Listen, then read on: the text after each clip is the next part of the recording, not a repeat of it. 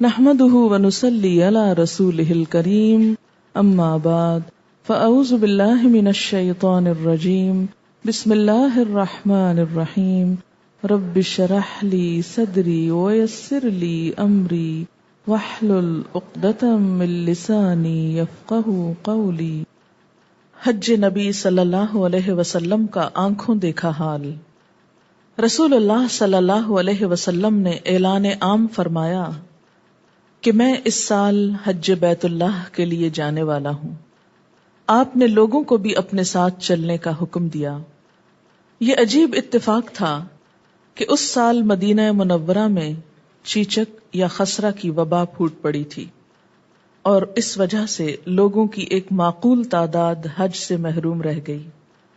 جن لوگوں کے لیے یہ بیماری حج سے مانے رہی، آپ صلی اللہ علیہ وسلم نے ان کے لیے ارشاد فرمایا کہ ماہ رمضان میں عمرہ حج کے برابر ہے۔ تو جو شخص حج کے لیے جانا چاہے بہتر ہے، اور جو رمضان میں عمرہ پر اکتفا کرنا چاہتا ہے وہ بھی بجا ہے۔ لیکن یاد رکھیے کہ عمرہ ہے، ثواب میں حج کے برابر ہے، مگر عمرہ ادا کرنے سے فرض ادا نہیں ہوتا۔ رسول اللہ صلی اللہ علیہ وسلم حجۃ الوداع میں مدینہ منورہ سے مکہ مکرمہ کا ہی عزم لے کر روانہ ہوئے تھے، اور مدینہ آنے کے بعد آپ نے اس کے علاوہ اور کوئی حج نہیں کیا۔ آپ صلی اللہ علیہ وسلم نے اپنے اس سفر کے لیے شجرہ والی راہ لی۔ ایک مخصوص راستے کا نام ہے شجرہ والا راستہ۔ اس روز جمعرات تھی اور ماہ ذوالقعدہ کے 6 دن باقی تھے، جبکہ ہجرت کا 10واں سال تھا۔ دن کے اجالے میں سفر شروع ہوا۔ آپ نے تیل لگایا، کنگھی کی، اور نماز ظہر مدینہ میں ادا کر کے روانہ ہوئے، اور نماز عصر اپنے پہلے پڑاؤ ذوالحلیفہ، جس کا موجودہ نام ابیار علی ہے، وہاں پہنچ کر ادا فرمائی۔ جمعہ کی رات وہیں گزاری، یعنی پہلے پڑاؤ پر۔ اس رات آپ اپنی زوجات کے پاس بھی گئے، صبح کو غسل کیا اور نماز فجر پڑھی۔ حضرت عائشہ رضی اللہ تعالی عنہا نے اپنے ہاتھ سے آپ کو زریرہ کی خوشبو لگائی۔ یہ زرد رنگ کی ایک بوٹی کا نام ہے جو رنگنے کے کام آتی ہے۔ علاوہ ازیں ایک اور خوشبو بھی لگائی جس میں کستوری شامل تھی۔ پھر آپ نے اپنے سر کو لبدہ لگایا۔ یہ کیا چیز ہوتی ہے؟ وہ حاجی جس کے سر کے بال لمبے ہوں، اس کے لیے مسنون ہے کہ سر پہ چپکنے والی کوئی چیز لگا لے تاکہ بال ذرا جم جائیں، گرد و غبار سے خراب نہ ہوں، اڑے نہ، الجھے نہ۔ اس عمل کو تلبید کہتے ہیں۔ اپنی قربانی کے جانور کو 2 جوتوں کا قلادہ ہار پہنایا۔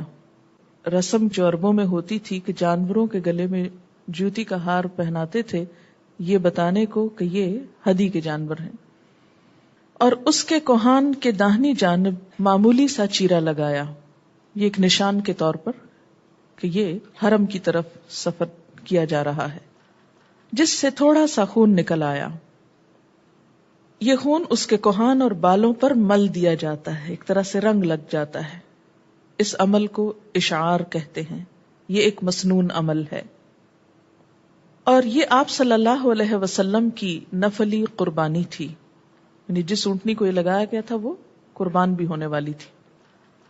آپ صلی اللہ علیہ وسلم اپنی قربانی اس سفر میں اپنے ساتھ لے کر گئے تھے۔ پھر آپ صلی اللہ علیہ وسلم اپنی اونٹنی پر سوار ہو گئے، اور جب وہ مسجد ذی الحلیفہ کے قریب پہنچی اور دوسری بار کھڑی ہوئی تو آپ نے تلبیہ لبیک پکارنا شروع کیا۔ کب پکارنا شروع کیا؟ دوسری بار جب کھڑی ہوئی، مسجد ذی الحلیفہ کے قریب پہنچ کر۔ لبیک اللہم لبیک لبیک لا شریک لک لبیک ان الحمد والنعمت لک والملک لا شریک لک لبیک اللہم لبیک لبیک لا شریک لک لبیک ان الحمد والنعمت لک والملک اور یہ ظہر سے کچھ پہلے کا وقت تھا. آپ صلی اللہ علیہ وسلم نے حج اور عمرہ دونوں کا اکٹھے تلبیہ پکارا، لبیک اللہم حج و عمرہ، اور اس نیت کو حج قران کی نیت کہتے ہیں. اور لوگوں کو بھی یہی ارشاد فرمایا کہ جو حج اور عمرہ دونوں کا تلبیہ کہنا چاہتا ہے کہے، اور جو صرف حج یا صرف عمرے کی نیت رکھتا ہے وہ بھی صحیح ہے، وہ اسی کا تلبیہ پکارے. آپ صلی اللہ علیہ وسلم کے ساتھ اس قدر زیادہ لوگ تھے کہ ان کی صحیح تعداد اللہ ہی جانتا ہے کہ کتنی تھی، یعنی گننے کا موقع نہ تھا. پھر آپ صلی اللہ علیہ وسلم نے تلبیہ پکارنا شروع کیا. الفاظ یہ تھے، لبیک اللہم لبیک لا شریک لک لبیک ان الحمد والنعمت لک والملک لا شریک لک. میں حاضر ہوں اے اللہ، میں حاضر ہوں، تیرا کوئی شریک نہیں، میں حاضر ہوں، تمام تعریفیں اور تمام نعمتیں تیری ہی ہیں، اور بادشاہت بھی تیری ہی ہے، تیرا کوئی شریک اور ساجھی نہیں.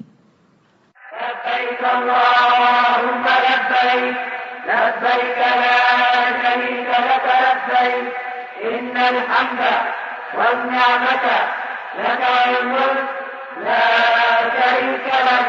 لبيك اللهم لبيك لبيك لا شريك لك لبيك إن الحمد والنعمة لك والملك لا شريك لك. کبھی ان الفاظ کے ساتھ ساتھ یوں بھی فرماتے رہے، لبیک الہ الحق، میں حاضر ہوں اے سچے معبود. جبریل امین تشریف لائے اور کہا کہ اپنے صحابہ کو حکم دیں کہ بلند آواز سے تلبیہ کہیں، یعنی دل دل میں نہیں بلکہ پکار کر. ابھی ذوالحلیفہ میں ہی تھے کہ حضرت ابو بکر صدیق رضی اللہ تعالی عنہ کی زوجہ محترمہ کے ہاں محمد بن ابی بکر رضی اللہ عنہ کی ولادت ہوئی. اس خاتون کے لیے آپ نے ارشاد فرمایا کہ یہ غسل کر کے اپنے آپ کو باندھ لے، احرام باندھے اور تلبیہ پکارے. چونکہ یہ خاتون نفاس کی حالت میں تھی تو اس سے کیا پتہ چلتا ہے کہ حالت نفاس میں احرام باندھا جا سکتا ہے، تلبیہ پکارا جا سکتا ہے. تب آپ نے میدان بیضاء میں نماز ظہر ادا فرمائی اور اس کے بعد کوچ کیا. مدینہ منورہ سے سفر شروع کرنے کے 8ویں دن بعد ذوالحج کا چاند نظر آ گیا. اللہ اکبر اللہ اکبر لا الہ الا اللہ واللہ اکبر وللہ الحمد. مقام صرف پہنچے تھے کہ حضرت عائشہ صدیقہ رضی اللہ تعالی عنہا کو ایام شروع ہو گئے جبکہ انہوں نے عمرے کا احرام باندھ رکھا تھا. اب آپ سوچ رہے ہوں گے کہ ایسی باتیں کیوں لکھی جاتی ہیں کتابوں میں، مثلاً پیچھے کہ آپ اپنی ازواج کے پاس گئے، یہاں یہ کہ خاتون کے ہاں ولادت ہو گئی، اب تیسرے یہ کہ خاتون کے ایام شروع ہو گئے. اس لیے کہ یہ سب چیزیں فطرت کا ایک حصہ ہیں اور کتابوں میں اس لیے لکھی ہوئی ہیں کہ اگر آج کے دور میں کسی کو ایسے حالات پیش آئیں تو وہ کسی مشکل یا پریشانی میں مبتلا نہ ہو اور اطمینان کے ساتھ اپنا حج یا عمرہ جاری رکھے. ان کا ہر عمل چونکہ قابل تقلید ہے اور ہمارے لیے اس میں سیکھنے کا سبق ہے، اور یہ بتانا بھی مقصود ہے کہ وہ سب لوگ انسان تھے اور ان کے ساتھ انسانی ضروریات بھی تھیں اور ہم بھی انسان ہیں، اور ان ضروریات کے ساتھ بھی دین پر عمل کیا جا سکتا ہے. دین نے ان چیزوں کو کنڈیم نہیں کیا، نفرت کا اظہار نہیں کیا. ان سب حالات میں کیا طرز عمل بہتر ہے، کیا کرنا چاہیے، وہ سبق سکھا دیا ہے.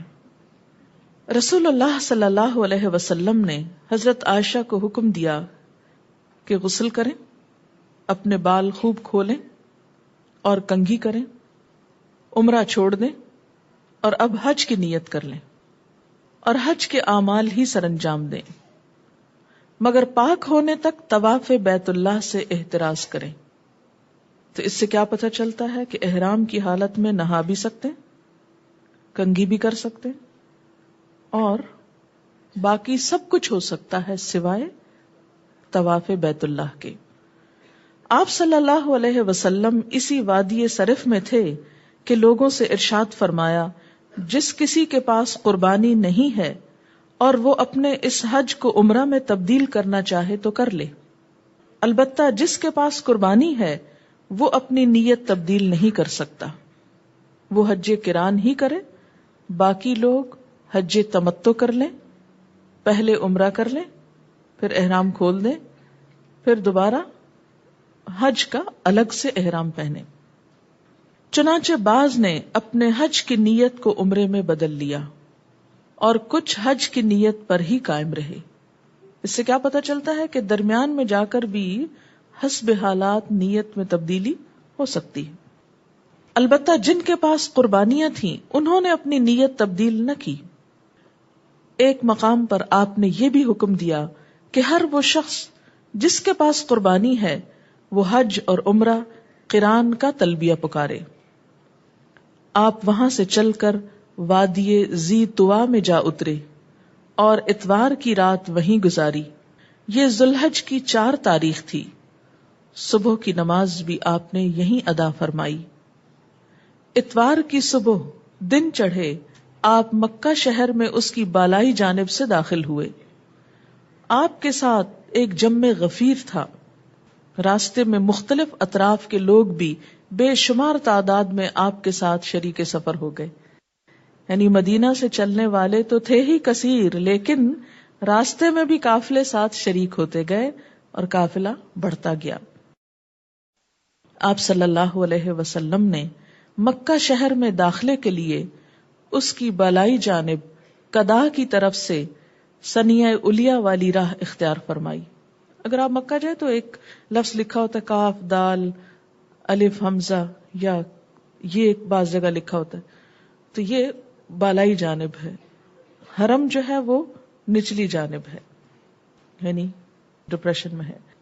آپ صلی اللہ علیہ وسلم نے بیت اللہ میں آتے ہی حجر اسود کا استلام بوسہ لیا، کعبہ کے گرد 7 چکر لگا کر طواف مکمل فرمایا۔ پہلے 3 چکروں میں رمل یعنی آہستہ آہستہ دوڑنے کا عمل کیا، باقی 4 چکروں میں عام رفتار سے چلے۔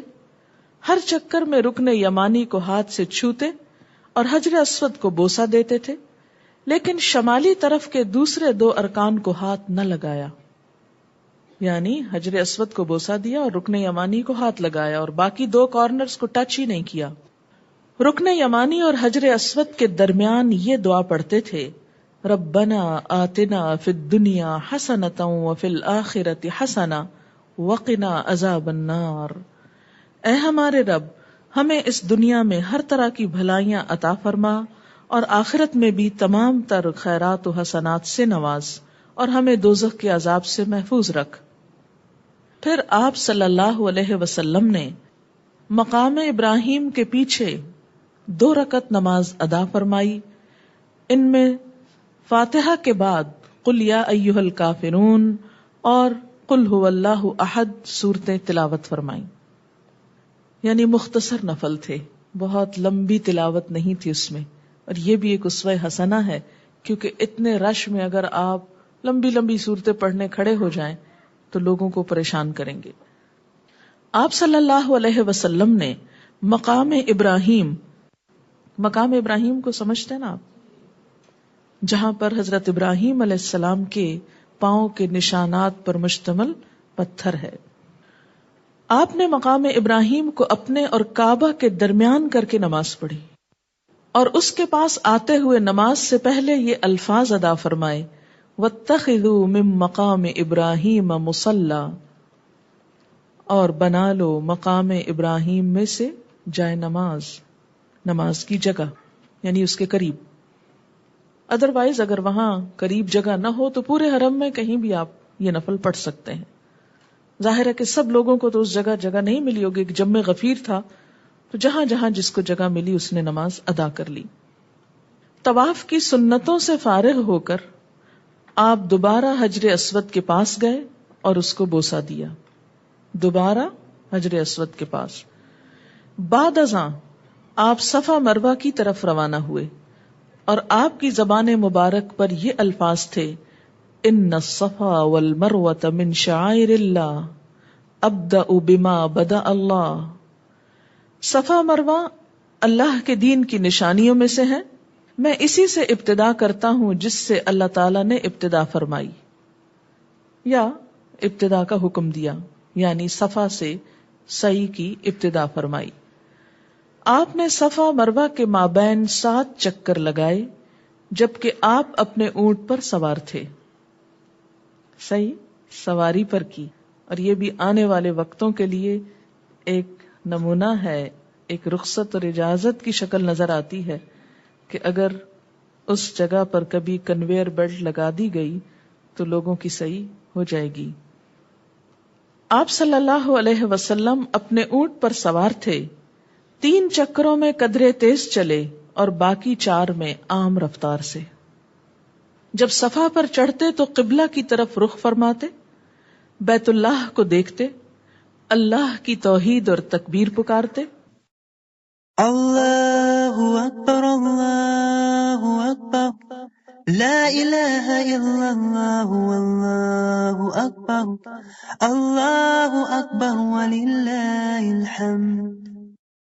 اللہ اکبر اللہ اکبر لا الہ الا اللہ واللہ اکبر اللہ اکبر وللہ الحمد. اللہ اکبر اللہ اکبر لا الہ الا اللہ واللہ اکبر اللہ اکبر وللہ الحمد. اور یوں کہتے، لا الہ الا اللہ وحدہ انجز وعدہ ونصر عبدہ وہزم الاحزاب وحدہ. اللہ کے علاوہ اور کوئی معبود نہیں، وہ اکیلا ہے، اس نے اپنا وعدہ پورا فرمایا، اپنے بندے کی مدد کی، اور اس اکیلے نے ہی تمام گروہوں کو پسپا کر دیا. اس کے بعد مزید دعا فرماتے، بعد ازاں مروہ پر بھی ایسا ہی کرتے، یعنی جب وہاں جا کے دوسری طرف رکتے مروہ کی طرف تو شروع کرنے سے پہلے یہی دعا پڑھتے. جب طواف کے بعد صفا و مروہ کی سعی بھی مکمل ہو گئی تو آپ نے ان تمام لوگوں کو حکم دیا جو اپنے ساتھ قربانیاں نہیں لائے تھے کہ احرام سے حلال ہو جائیں، احرام کھول دیں. ابتداءً ان کی نیت خواہ حج قران کی تھی یا حج افراد کی، ان کو رخصت ہے کہ خوشبو استعمال کریں، سلا ہوا لباس پہنے یا اپنی بیوی کے پاس جائیں، اور یہ رخصت 8 ذوالحج یوم الترویہ تک ہے. یہ لوگ 8 تاریخ کو حج کے لیے دوبارہ احرام باندھیں گے. اور جن لوگوں کے پاس قربانیاں تھیں انہیں ارشاد فرمایا کہ اپنے اس احرام کی حالت ہی میں رہیں، اور اپنے متعلق وضاحت فرمائی، لیکن میں تو قربانی ساتھ لایا ہوں، حلال نہیں ہو سکتا حتیٰ کہ قربانی کر لوں. حضرت ابوبکر صدیق، حضرت طلحہ، زبیر، عمر، حضرت علی رضی اللہ تعالی عنہم اجمعین اور دیگر بہت سے اصحاب کرام جو قربانیاں ساتھ لائے تھے وہ بھی حالت احرام ہی میں رہے اور حلال نہیں ہوئے. امہات المومنین کے ساتھ قربانیاں نہیں تھیں، چنانچہ وہ حلال ہو گئیں، جبکہ ابتداً انہوں نے حج و عمرہ قران کی نیت سے احرام باندھا تھا، لیکن چونکہ آپ نے راستے میں اجازت دی تھی کہ جس کی قربانی ساتھ نہیں وہ الگ سے عمرے کی نیت کر سکتا ہے.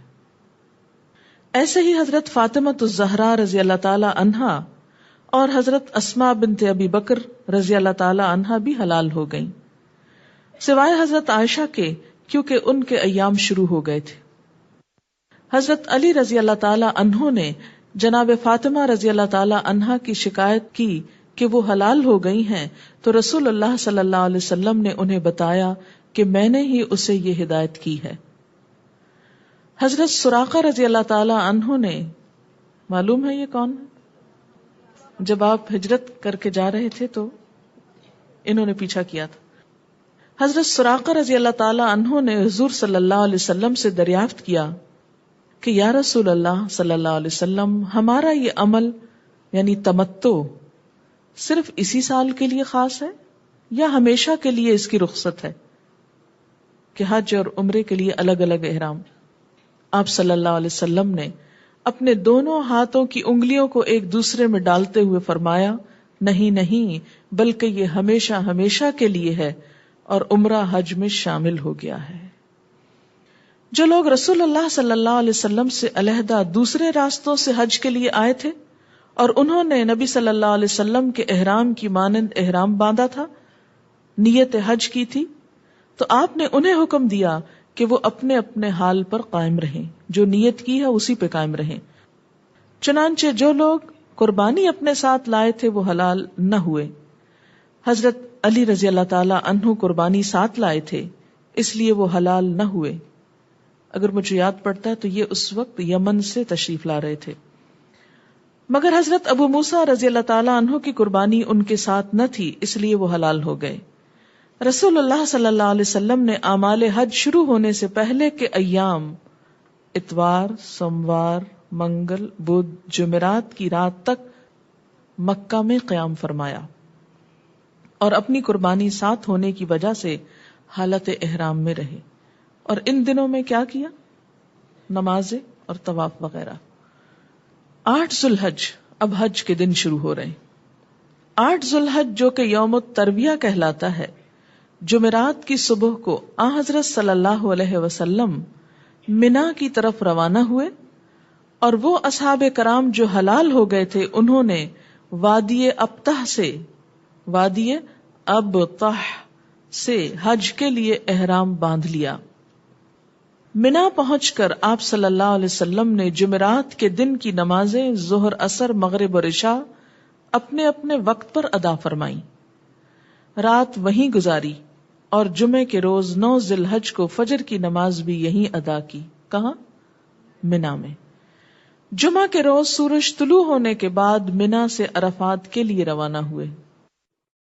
لبیک اللہم لبیک لبیک لا شریک لک لبیک ان الحمد والنعمت لک والملک لا شریک لک لبیک اللہم لبیک لبیک لا شریک لک لبیک ان الحمد والنعمت لک والملک لا شریک لک۔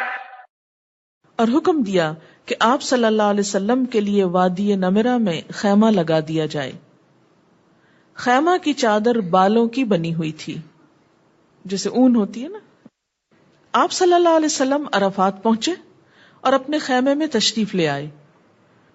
بتانا یہ مقصود ہے کہ حاجی سر ویسے تو نہیں ڈھانپ سکتا، مگر خیمے کے اندر بیٹھ سکتا ہے حالت احرام میں۔ آپ صلی اللہ علیہ وسلم عرفات پہنچے اور اپنے خیمہ میں تشریف لے آئے۔ جب سورج ڈھل گیا تو ارشاد فرمایا کہ میری اونٹنی قصوہ تیار کی جائے، چنانچہ اس پر پالان کس دیا گیا اور آپ میدان عرفات میں تشریف لے آئے۔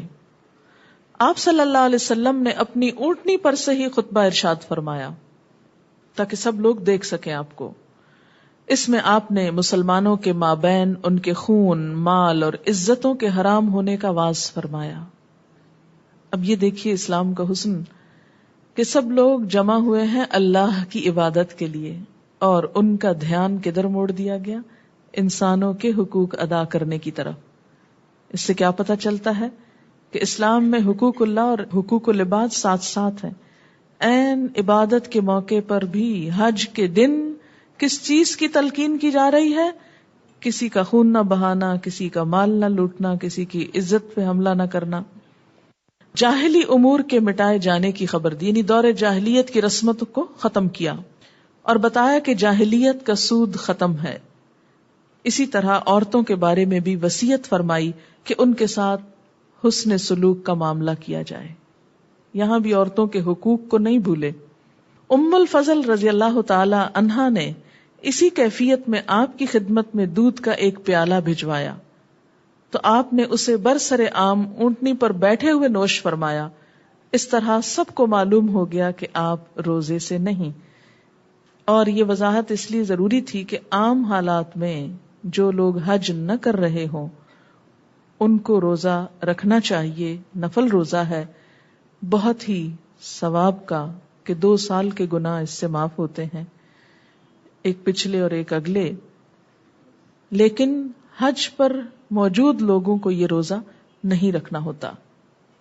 بعد ازاں آپ نے بلال رضی اللہ تعالی عنہ کو حکم دیا، انہوں نے آذان پڑھی، پھر اقامت کہی، اور آپ صلی اللہ علیہ وسلم نے ظہر اور عصر کی نمازیں جمع کر کے قصر کی اور ادا فرمائیں، اور ان کے مابین کوئی سنت یا نفل وغیرہ نہیں پڑھے. آذان 1 اور اقامتیں 2 کہی گئیں. 2 اقامتوں کا مطلب کیا ہے؟ پہلے ظہر کی نماز کے لیے اقامت کہی گئی، پھر اس کے بعد کوئی نفل سنت بیچ میں نہیں، دوبارہ عصر کے لیے اقامت کہی گئی. یہ قصر بھی تھی اور جمع بھی تھی. نماز کے بعد آپ اپنی سواری پر سوار ہو گئے اور مقام وقوف پر تشریف لے گئے اور اپنا رخ قبلے کی طرف فرما لیا. سواری پہ سوار ہو گئے اور مقام وقوف پر تشریف لے گئے، یعنی جہاں حج کے لیے کھڑا ہونا ضروری ہے. وہ ایک خاص ایریا ہے، اگر اس کے باہر کوئی کھڑا ہوتا تو حج نہیں ہوتا. اور دعا و مناجات میں مشغول ہو گئے، نماز پڑھ کر دعاؤں میں مشغول ہو گئے، کیونکہ وقوف عرفات زوال کے بعد شروع ہوتا ہے، صبح میں نہیں ہوتا. اسی اثناء میں ایک آدمی اپنی سواری سے گر کر فوت ہو گیا اور وہ حالت احرام میں تھا. آپ صلی اللہ علیہ وسلم نے ارشاد فرمایا کہ اسے اس کے انہی کپڑوں ہی میں کفن دیا جائے، کیونکہ احرام بھی تو کفن سے ملتی جلتی چیز ہے نا. خوشبو نہ لگائی جائے اور اس کا سر بھی نہ ڈھانپا جائے. آپ صلی اللہ علیہ وسلم نے مزید خبر دی کہ قیامت کے دن یہ شخص لبیک پکارتا ہوا اٹھے گا. لبیک اللہم لبیک لبیک لا شریک لک لبیک ان الحمد والنعمت لک والملک لا شریک لک لبیک اللہم لبیک لبیک لا شریک لک لبیک ان الحمد والنعمت لک والملک لا شریک لک. کیونکہ جس حال میں انسان کی موت ہوگی اسی حال میں انسان قیامت کے دن اٹھے گا، یعنی جو آخری عمل ہوگا ایک طرح سے اس کے ساتھ ابتدا ہوگی. کسی کی سجدے میں جان گئی، یا قرآن پڑھتے ہوئے، یا احرام پہنے ہوئے، یا کوئی اور نیکی کا کام کرتے ہوئے، تو اسی طرح انسان اٹھے گا. نجد کے لوگوں نے آپ سے حج کے مسائل دریافت کیے تو آپ نے وقوف عرفہ کے متعلق فرمایا کہ یہ واجب ہے اور اس کا وقت بھی متعین فرمایا. واجب سے مراد یہ کہ فرض ہے، لازم ہے، اس کے بغیر حج نہیں ہوتا. نیز لوگوں کو یہ پیغام بھی بھجوایا کہ میدان عرفات میں اپنے اپنے پڑاؤ پر ہی وقوف کریں، یعنی ضروری نہیں کہ سب ایک خاص جگہ پر جمع ہوں، جہاں جہاں خیمے لگے ہیں، جہاں جہاں لوگ بیٹھے ہیں وہیں پر کھڑے رہیں. آپ صلی اللہ علیہ وسلم ظہر کے بعد سے لے کر شام تک دعا اور مناجات میں مشغول رہے، اور یہ کئی گھنٹے کا وقت ہو جاتا ہے. یہ سارا وقت کس میں گزارنا چاہیے؟ دعاؤں میں، آہوزاریوں میں، نہ کہ ادھر ادھر کی باتوں اور کھانے پینے اور سونے اور آرام کرنے میں. لائف ٹائم ایکسپیرینس ہوتا ہے. اگرچہ تھکاوٹ، گرمی، بھوک، پریشانی ہوتی ہے، لیکن ان سب چیزوں کو کنٹرول کر کے نبی صلی اللہ علیہ وسلم کی سنت میں اس وقت کو زیادہ سے زیادہ دعا میں گزارنا چاہیے. اب کوئی اور نفل نہیں پڑھے جاتے، یہ یاد رکھیے، کیونکہ عصر کی نماز ہو چکی، نفل نہیں ہوں گے، صرف دعائیں. حتیٰ کہ سورج غروب ہو گیا اور یہ جمعہ کا دن تھا. جب شفق کی زردی ختم ہو گئی تو آپ نے حضرت اسامہ بن زید رضی اللہ تعالی عنہ کو اپنے ساتھ سواری پر بٹھا لیا اور عرفات سے روانہ ہوئے. آپ نے اپنی سواری کی باگ بڑی سختی سے کھینچ رکھی تھی. کیوں؟ تاکہ وہ بھاگ کر ادھر ادھر اور لوگوں کو تکلیف نہ دے، اور اسی کیفیت میں سفر جاری رہا، یعنی بہت باوقار طریقے سے. راستے میں آپ لوگوں کو پرسکون رہنے کی تلقین فرماتے رہے کہ پینک نہ ہو، بھگدڑ نہ مچاؤ، امن سے امن سے. کیونکہ جب بہت ہجوم ہوتا ہے تو عموماً لوگ پریشان ہو جاتے ہیں اور ہر ایک دوسرے سے آگے نکلنے کی کوشش کرنے لگتا ہے کہ جلدی آزمائش ختم ہو. لیکن کیا فرمایا کہ پرسکون رہو. گھاٹی کے پاس آ کر آپ صلی اللہ علیہ وسلم سواری سے اترے، حاجت پوری کی، وضو فرمایا، اور جناب اسامہ رضی اللہ تعالی عنہ سے فرمایا کہ نماز کا مقام آگے ہے، یعنی وضو تو کر لیا لیکن وہی نماز نہیں پڑھی. پھر سوار ہوئے اور مزدلفہ پہنچ گئے.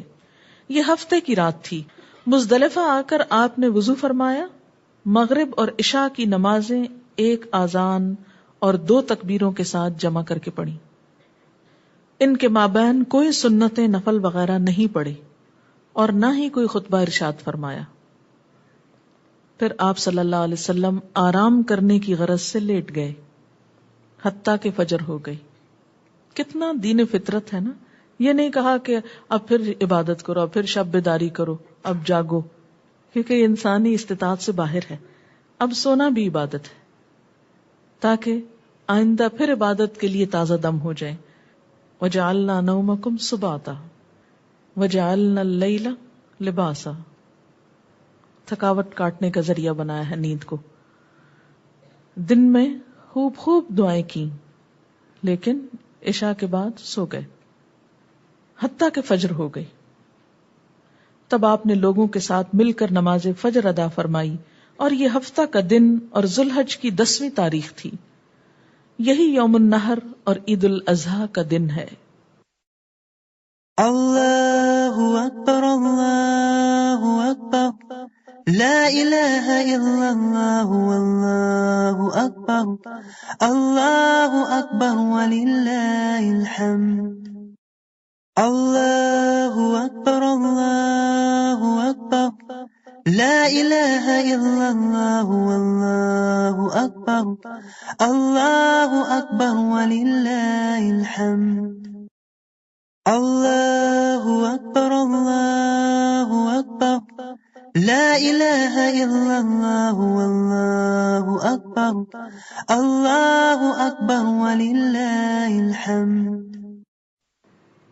حضرت عروہ الطائی رضی اللہ تعالی عنہ نے ایک سوال کیا تو حضور صلی اللہ علیہ وسلم نے فرمایا، جس نے مزدلفہ میں فجر کی نماز پا لی اس نے حج پا لیا. اس سے کیا پتہ چلتا ہے کہ عرفات کا وقوف جو ہے اس کے اثرات مزدلفہ کی رات تک جاتے ہیں. امہات المومنین میں سے حضرت سودا، ام حبیبہ اور ام سلمہ رضی اللہ تعالی عنہن نے آپ سے اجازت چاہی کہ رات کو ہی مزدلفہ سے منا روانہ ہو جائیں، تو آپ صلی اللہ علیہ وسلم نے انہیں اور دیگر کمزور لوگوں کو رخصت عطا کر دی کہ مزدلفہ میں وقوف کر لینے کے بعد رات کو ہی منا جا سکتے ہیں. اور ایسا کیوں کیا؟ تاکہ دوسرے لوگوں کے لیے بھی ایک سہولت ہو جائے. اگرچہ آپ خود صبح کے وقت گئے لیکن خواتین اور کچھ اور کمزور لوگوں کو پہلے ہی بھجوا دیا تاکہ رش کے اوقات سے پہلے وہ اپنی جگہ پر پہنچ جائیں. خواتین کو اجازت دی کہ منا پہنچ کر رات کو ہی رمی جمار سے فارغ ہو جائیں، لیکن مردوں کو یہ رخصت نہ دی. آپ صلی اللہ علیہ وسلم نماز فجر ادا کر لینے کے بعد المشعر الحرام کے پاس تشریف لے آئے اور قبلہ رخ ہو کر دعا اور مناجات اور تکبیر و تحلیل میں مشغول ہو گئے اور سورج طلوع ہونے سے پہلے ہی وہاں سے روانہ ہو گئے. یہاں سے آپ نے جناب فضل بن عباس کو اپنے ساتھ سواری پر بٹھا لیا، جبکہ اسامہ رضی اللہ تعالی عنہ قریش کے پہلے جانے والے لوگوں کے ساتھ روانہ ہو گئے. یہیں قبیلہ بنو خثعم کی ایک خاتون نے آپ سے دریافت کیا کہ آیا میں اپنے والد کی طرف سے حج کر سکتی ہوں؟ آپ صلی اللہ علیہ وسلم نے فرمایا، ہاں تم اپنے والد کی طرف سے حج کر سکتی ہو. آپ نے اپنی اونٹنی کو حرکت دی اور منا کی راہ میں جب وادی محصر کے دامن میں پہنچے تو درمیان والی راہ اختیار فرمائی جو جمرہ کبریٰ پر آ نکلتی ہے. منا پہنچتے ہی جمرہ کبریٰ پر تشریف لے آئے، یہی جمرہ عقبہ کہلاتا ہے. آپ صلی اللہ علیہ وسلم نے نیچے کی جانب سے اسے کنکریاں ماری جبکہ سورج اونچا آ چکا تھا. منا میں جہاں آپ کھڑے تھے وہیں سے حضرت ابن عباس رضی اللہ تعالی عنہ نے آپ کے لیے چھوٹی چھوٹی کنکریاں چنی تھی. آپ صلی اللہ علیہ وسلم نے حکم دیا کہ جمرات کو مارنے کے لیے کنکریاں اس طرح کی چھوٹی چھوٹی ہونی چاہیے، بڑے ڈھیلوں یا پتھروں سے منع فرما دیا، کیونکہ دین میں غلو کرنا اور حد سے بڑھنا جائز نہیں۔ آپ صلی اللہ علیہ وسلم نے اپنی سواری پر سے ہی جمرہ عقبہ کو 7 کنکریاں ماری، ہر کنکری کے ساتھ اللہ اکبر کہتے تھے اور اس کے ساتھ ہی تلبیہ پکارنا موقوف کر دیا، یعنی تلبیہ بولنا ختم کر دیا۔ جمرہ کو کنکریاں مارے جانے تک آپ منا میں ہی رہے۔ حضرت بلال رضی اللہ تعالیٰ عنہ اور حضرت اسامہ رضی اللہ تعالیٰ عنہ دونوں کو آپ کی خدمت کا موقع میسر آیا۔ ایک نے اونٹنی کی باگ تھامی ہوئی تھی تو دوسرے نے آپ کے سر پر ایک کپڑے سے سایہ کر رکھا تھا کہ گرمی سے بچاؤ رہے۔ آپ نے اس دن یوم النحر 10 ذو الحج بروز ہفتہ خطبہ بھی ارشاد فرمایا۔ اس میں انہی امور کا تذکرہ تھا جو کہ عرفات میں ارشاد ہوئے، تاکہ تاکید ہو جائے۔ آپ نے مکہ مکرمہ کی حرمت کا بھی بیان فرمایا۔ رمی کے بعد آپ قربان گاہ کی طرف تشریف لے آئے۔ یہاں آپ نے 100 اونٹ نہر کیے، 100 اونٹ، ان میں سے 63 تو آپ نے اپنے دست مبارک سے خود نہر فرمائے، اور باقی کے متعلق حضرت علی رضی اللہ تعالی عنہ کو حکم دیا کہ وہ نہر کریں۔ یہ قربانیاں کچھ تو آپ صلی اللہ علیہ وسلم مدینہ منورہ سے اپنے ساتھ لائے تھے، کچھ حضرت علی رضی اللہ تعالی عنہ یمن سے لے کر پہنچے تھے۔ پھر آپ صلی اللہ علیہ وسلم نے اپنا سر منڈایا اور بال مبارک آدھے تو حضرت ابو طلحہ کو عنایت فرما دیے اور باقی دیگر صحابہ کرام میں تقسیم کر دیے، اور ان کے حصے میں 1-1 2 بال آئے۔ اپنی زوجات کی طرف سے آپ نے گایوں کی قربانی دی، اور ان میں سے جنہوں نے عمرہ کیا ان کی طرف سے بھی 1 گائے ذبح فرمائی۔ مزید 2 چتکبرے مینڈھے بھی آپ نے ذبح کیے۔ یہ سب کچھ الگ الگ اس لیے کہ اس بات کا علم ہو جائے کہ یہ سب جائز ہے، درست ہے۔ اصحاب کرام میں سے کچھ نے اپنے سر کے بال منڈائے، کچھ نے کتروائے، یعنی ٹرمنگ کرائی، پورے نہیں منڈوائے۔ آپ نے سر منڈوانے والوں کے لیے 3 بار دعائے مغفرت کی اور دوسروں کے لیے 1 بار۔ قربان کیے گئے اونٹوں کے متعلق فرمایا کہ ان میں سے ہر ایک سے گوشت کا 1 ٹکڑا لیا جائے، یعنی جتنے اونٹ قربان کیے تھے ان سب میں سے 1 ٹکڑا لیا۔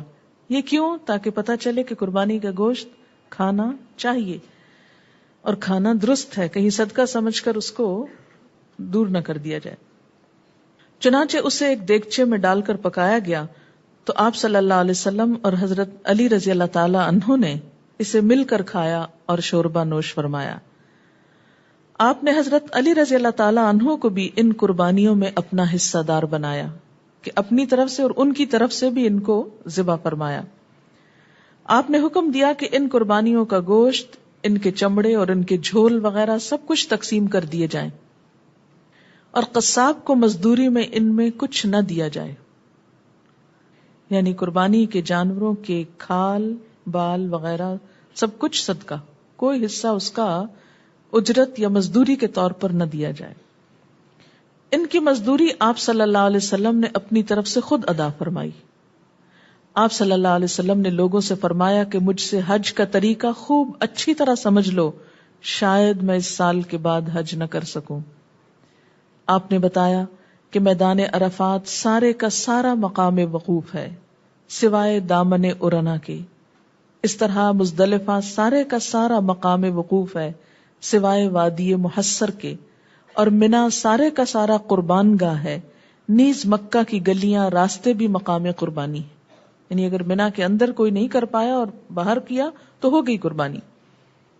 طواف افاضہ کے لیے جانے سے پہلے آپ صلی اللہ علیہ وسلم نے خوشبو لگائی۔ یہ کیا بتانا مقصود تھا کہ جب حجامت کرا لی جائے، بال منڈوا لیے جائیں تو باقی احرام کھول دیا جاتا ہے۔ یہ خوشبو آپ کو حضرت عائشہ رضی اللہ تعالی عنہا نے لگائی، جس میں کستوری شامل تھی، اور یہ ہفتے کا دن تھا۔ پھر آپ اسی ہفتے کے روز ہی مکہ کی جانب سوار ہو چلے۔ چنانچہ وہاں پہنچ کر آپ نے ظہر سے پہلے طواف افاضہ کر لیا۔ چاہے زمزم یعنی زمزم کے کنویں سے پانی کھینچنے والے کے ہاتھ سے ڈول لے کر زمزم پیا، یعنی ڈائریکٹ زمزم پیا، پھر منا کو واپس تشریف لائے اور یہاں آ کر ظہر کی نماز پڑھی. اور ایک بیان یہ بھی ہے کہ ظہر کی نماز آپ نے مکہ میں ہی ادا فرمائی تھی. یہ تھوڑا سا اختلاف کیوں ہو جاتا ہے؟ ہو سکتا ہے آپ نے طواف کے نفل ادا کی ہوں, لوگوں نے یہ سمجھا ہو کہ شاید یہ ظہر ہوئی, کیونکہ اتنے بڑے کراؤڈ میں بعض اوقات ہر چیز ڈائریکٹ دیکھنے کا موقع نہیں ملتا, تو روایات میں بعض اوقات ایسی چیز آ جاتی. اسی روز حضرت ام سلمہ رضی اللہ تعالی عنہا نے اپنے اونٹ پر سوار ہو کر لوگوں کے پیچھے سے بیت اللہ کا طواف کیا. وہ کچھ بیمار تھیں. اس سے بھی کیا رخصت پتہ چلتی ہے کہ اگر کوئی شخص پیدل طواف نہیں کر سکتا تو سواری پر بھی طواف کیا جا سکتا ہے. اور رسول اللہ صلی اللہ علیہ وسلم نے انہیں اس بات کی اجازت دی. اسی روز حضرت عائشہ رضی اللہ تعالی عنہا نے بھی بیت اللہ کا طواف کیا کہ وہ اس روز ماہانہ ایام سے پاک ہوئی تھی, جبکہ عرفہ کے روز وہ حائضہ تھی. حضرت صفیہ رضی اللہ تعالی عنہا نے بھی اس روز طواف کر لیا. بعد ازاں منا سے کوچ کی رات ان کے ایام شروع ہوئے. جب آپ صلی اللہ علیہ وسلم منا پہنچے تو لوگوں نے آپ سے مختلف سوالات دریافت کیے. اس سے کیا پتہ چلتا ہے؟ منا میں ایک تو وقت بہت ہوتا ہے, تو کچھ نہ کچھ علم کی بات وہاں ہونی چاہیے. یہ بھی ایک سنت ہے کہ رمی جمار, سر منڈانے, قربانی کرنے یا طواف افاضہ میں کچھ تقدیم و تاخیر ہو گئی ہے. کیا مانا کہ کسی کی قربانی پہلے ہو گئی اور حجامت بعد میں, کسی نے حجامت پہلے کرا لی اور قربانی بعد میں, کسی نے طواف پہلے کر لیا اور رمی بعد میں. تو یہ آگے پیچھے جو چیزیں ہو گئیں تو اس کے بارے میں لوگ پریشان تھے کہ معلوم نہیں سیکوینس کے بدلنے سے ریچولز ادا ہوئے کہ نہیں. تو آپ نے کیا فرمایا؟ لا حرج, اس میں کوئی حرج نہیں. آپ صلی اللہ علیہ وسلم نے ہفتہ کا یہ بقیہ دن, پھر اتوار کی رات اور اتوار کا دن 11 ذوالحج, سموار کی رات اور سموار کا دن 12 ذوالحج, منگل کی رات اور منگل کا دن 13 ذوالحج, یعنی ایام تشریق منا ہی میں گزارے. قرآن پاک میں آتا نا من تعجل فی یومین فلا اثم علیہ, یعنی جو 12 کو آ جائے واپس تو کوئی حرج نہیں. ومن تأخر, اور جو 13 تک لیٹ ہو جائے فلا اثم علیہ, تو اس پر بھی کوئی گناہ نہیں. ان دنوں میں آپ صلی اللہ علیہ وسلم ہر روز زوال کے بعد تینوں جمرات پر جا کر کنکریاں مارتے رہے. قریبی جمرہ جو منا کی جانب ہے اس سے ابتدا کرتے, کنکریاں مارنے کے بعد بڑی لمبی دعا کرتے, پھر درمیانی جمرہ کے پاس آتے, کنکریاں مارتے, پھر لمبی دعا کرتے, اور آخر میں جمرہ عقبہ کو کنکریاں مار کر چلے آتے. یہاں دعا نہ کرتے, کنکریاں مارتے ہوئے ہر کنکری کے ساتھ اللہ اکبر کہتے.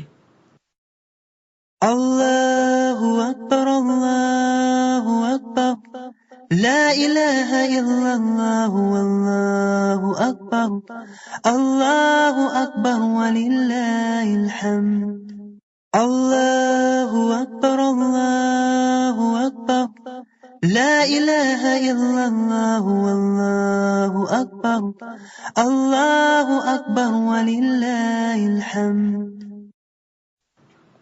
آپ صلی اللہ علیہ وسلم نے اتوار کے روز 11 ذوالحج کو بھی خطبہ ارشاد فرمایا, اور یہ بھی بیان کیا گیا ہے کہ سوموار 12 ذوالحج کو بھی خطبہ دیا, یعنی ساتھ ساتھ عبادت کے تعلیم بھی ہوتی رہی.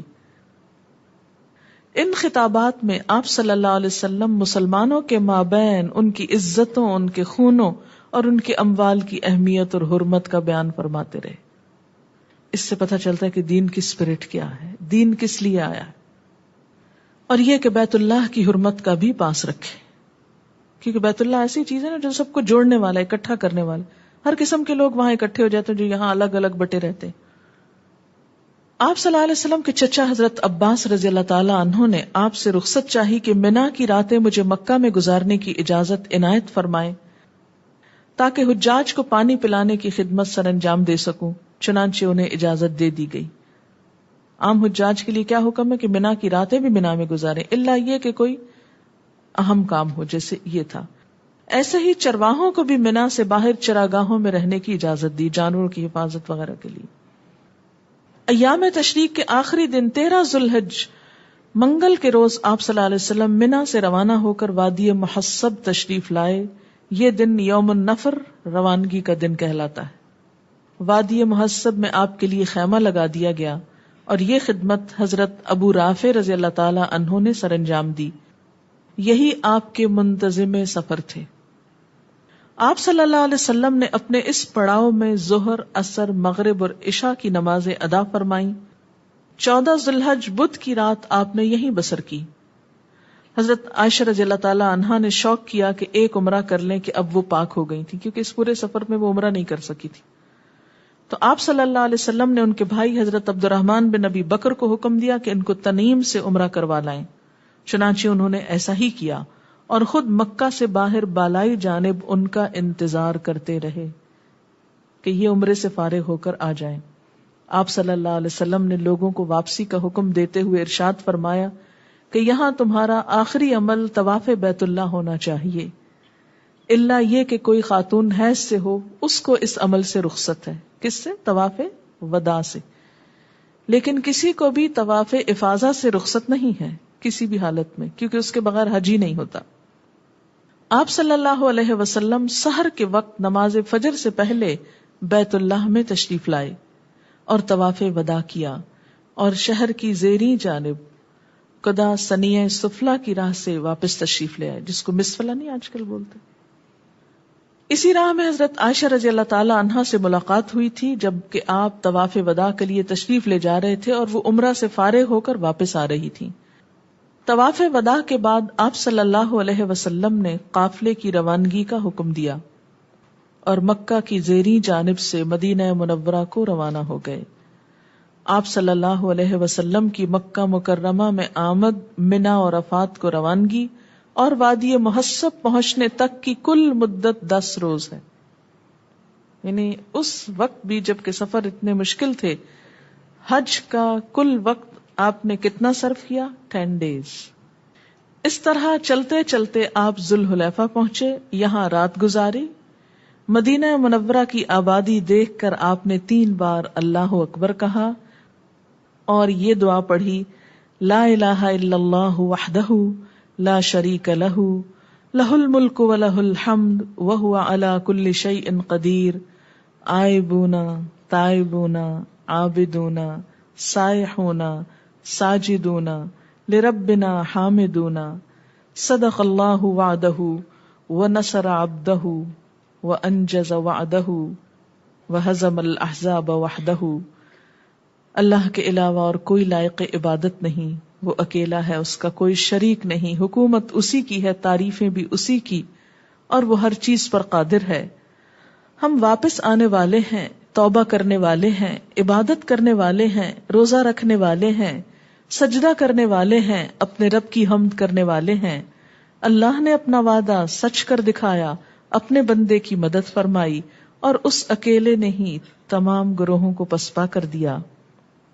پھر آپ صلی اللہ علیہ وسلم دن چڑھے المعرس کی راہ سے اپنے شہر مدینہ منورہ میں تشریف لے آئے صلی اللہ علیہ وسلم، اور یوں حج مکمل ہوا۔ کتنا سمپل اور صاف ستھرا طریقہ ہے، وہ بڑی بڑی کتابوں کی ضرورت نہیں۔ یہ ایک نظم ہے بڑی اچھی، یہ حضرت سید نفیس الحسینی کی ہے۔ انہوں نے حج کرنے کے بعد یہ شعر بولے ہیں، لیکن اگر آپ کو سمجھ میں آئے تو میں سنا دیتی ہوں۔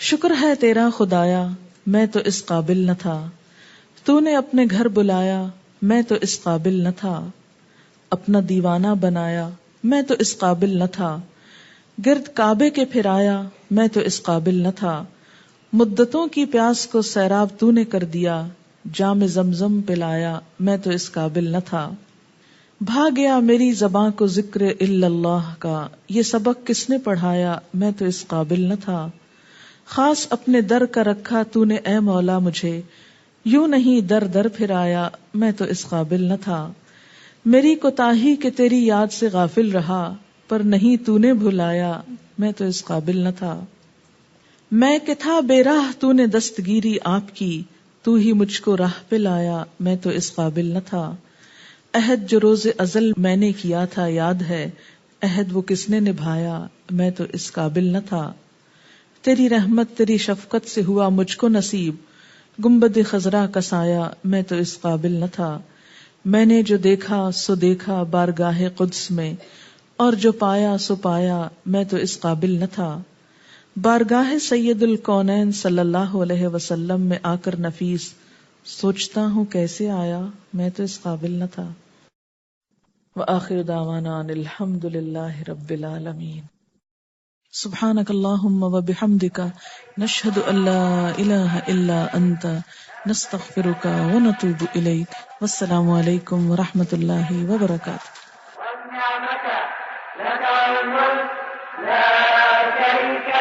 لبيك اللهم لبيك لبيك لا شريك لك لبيك إن الحمد والنعمة لك والملك لا شريك لك لبيك اللهم